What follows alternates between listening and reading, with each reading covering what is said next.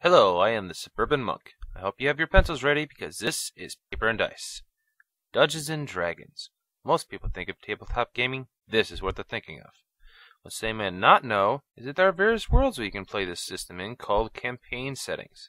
In 2002, Wizards of the Coast decided that they needed a new campaign setting, so instead of making their own, they asked the fans to come up with ideas and submit them into their fantasy setting search. They received over 11,000 entries, but the person who came on top was Keith Baker. What he envisioned was a setting that allowed all previously released D&D books to interplay with each other in a fantasy, pulp, magitech world. This is the world of Eberron.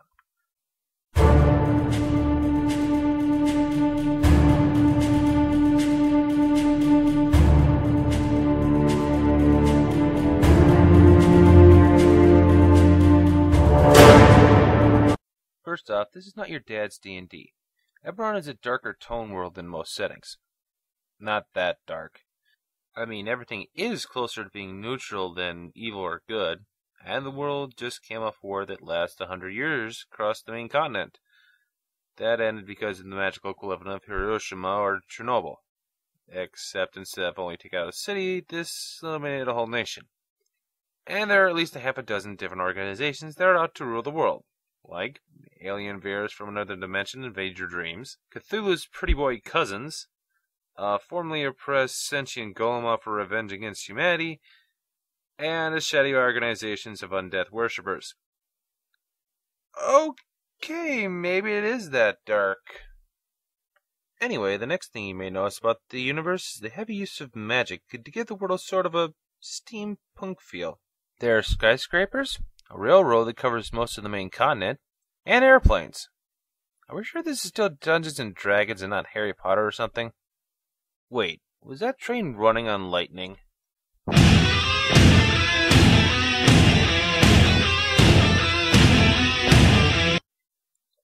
Okay then, moving on.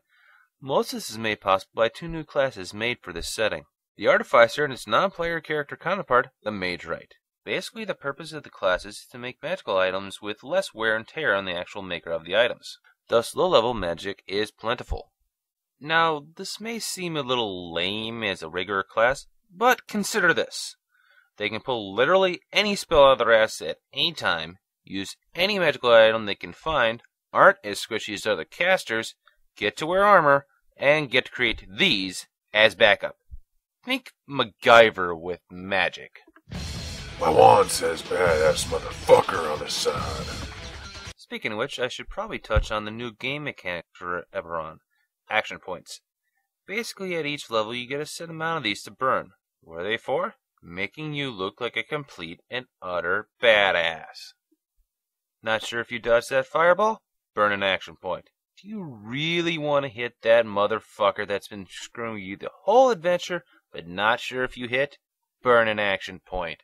They pretty much give you the edge that Arnold seems to get in action films. Something odd, though. Why don't only the players get them? I mean, I can understand not giving a commoner the ability to pull this stuff. What about others with PC classes? It just seems all off, is all. I mean, they can get them through feats and such, but why do only PCs get them automatically? I'll move on now. Also in this world is 4 new playable races. Warforged, the Changelings, the Shifters, and the Kalishtar. The Warforged are basically a sentient golem that was designed as soldiers for the war that ended about 2 years ago. Their skin is made of metal, so they all come with varying levels of armored skin, and also have a natural attack called the Slam Attack.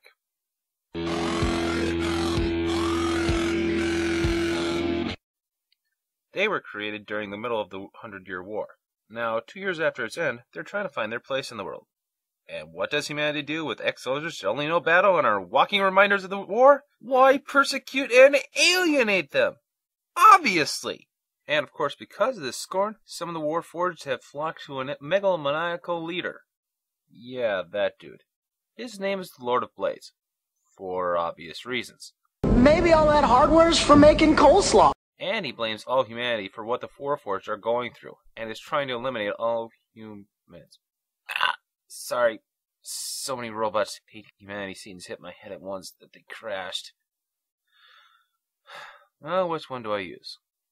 The hell with it, I'll just show them all. You are a plague. And we are the cure.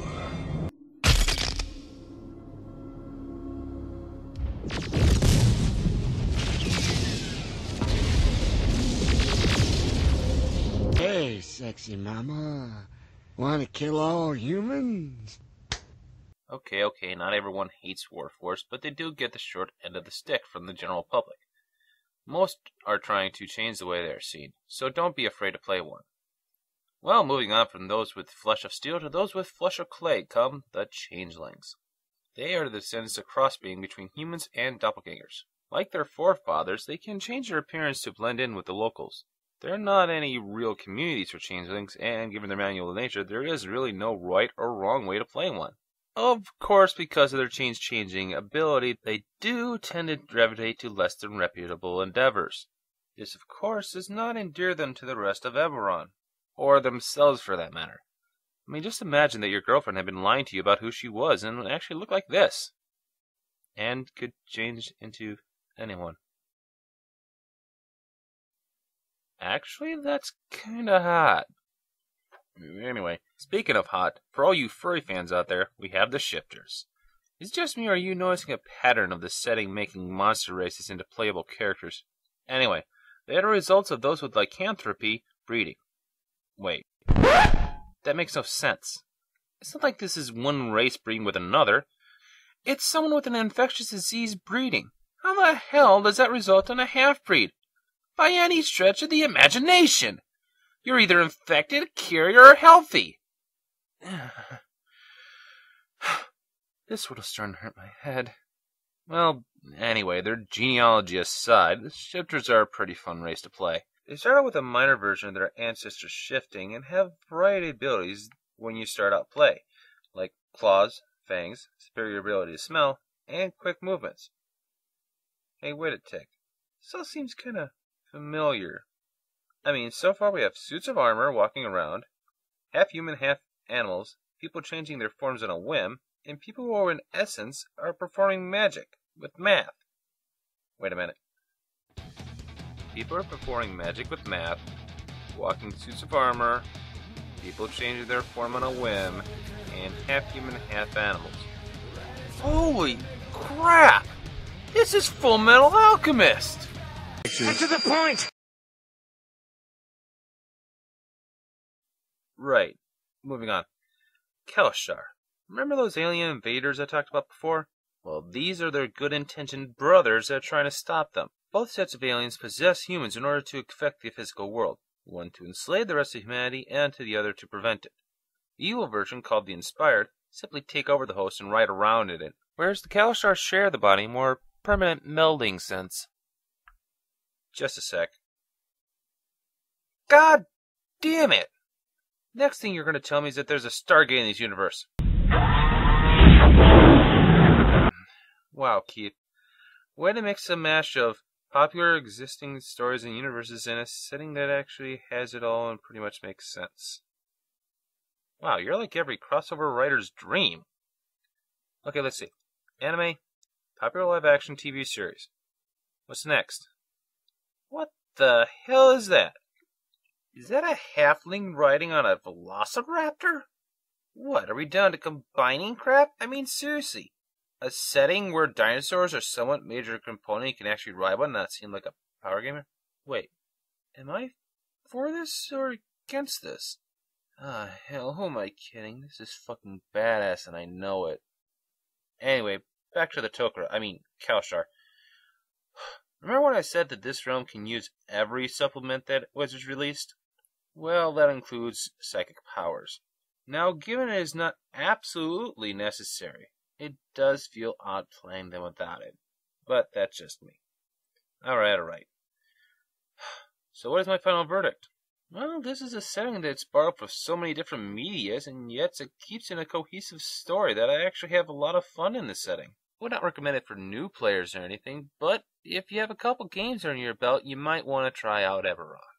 And that's not even including all the stuff I haven't even touched on, like the dragon marks, what's going on with the regular races, and even what's going on with the other parts of the world. I mean, Zendrik's a whole cavalcade of wherever the hell you want to go on in there. Now, if you excuse me, I'm gonna go become a dino rider. Woohoo!